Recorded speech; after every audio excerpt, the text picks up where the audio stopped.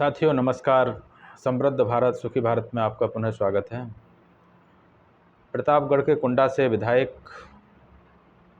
श्रीमान रघुराज प्रताप सिंह उर्फ राजा भैया के परिवार में जिस तरह से कलह कलेश मचा हुआ है, इस तरह की घटनाएं मुझे लगता है वर्तमान भारत में बहुत सारे परिवारों में हैं।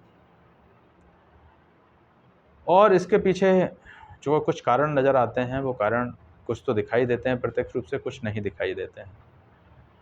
जो नहीं दिखाई देने वाले कारण हैं उनमें पहला कारण तो प्रारब्ध है कि अगर प्रारब्ध में लिखा है कि आपकी पत्नी आपको दुख देगी, अगर प्रारब्ध में लिखा है कि जो आपकी पत्नी होगी वह आपका मान सम्मान और आपकी सामाजिक प्रतिष्ठा को नष्ट भ्रष्ट करेगी, तो उसको कोई रोक नहीं सकता। जो प्रारब्ध में लिखा है उसको सिर्फ ईश्वर रोक सकते हैं। जो उसका प्रकोप है उसको ईश्वर कम कर सकते हैं,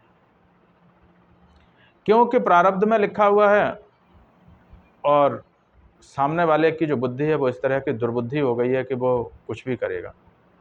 और ये दुर्बुद्धि हो सकता है कि एक साथ सभी के मन पे हावी हो जाए, विराजमान हो जाए। तो फिर सवाल उठता है कि इससे बचा कैसे जाए, क्योंकि समृद्ध भारत सुखी भारत का मकसद ही यही है कि प्रत्येक परिवार समृद्ध और सुखी हो। तो मेरा आदरणीय राजा भैया उनके चाहने वाले लोगों से निवेदन है कि ये बात उन तक पहुंचाएं कि इस प्रारब्ध से बचने के तरीके ये हैं कि हम अपने एक तो पूर्वजों की उपासना करें। जब हम अपने पूर्वजों की उपासना करते हैं, पूर्वजों की स्तुति करते हैं, पितृ पूजा करते हैं, तो ये कष्ट कम हो जाते हैं।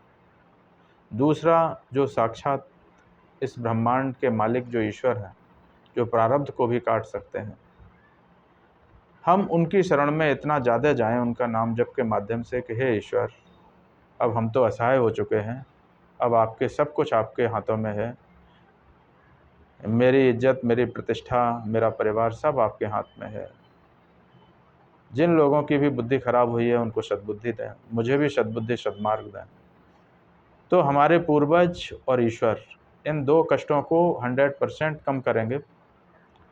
काशी के विद्वानों से मिले राजा भैया जी, गया में कुछ विद्वान हैं, वहाँ उनसे मिलें जो पूर्वजों के अनुष्ठान करा देंगे, और भगवान शिव का अनुष्ठान काशी में हो जाएगा और भगवान विष्णु का अनुष्ठान विष्णुपद मंदिर गया में हो जाएगा। इतना काम करें, देखना डेफिनेटली उनके कष्ट कम होंगे।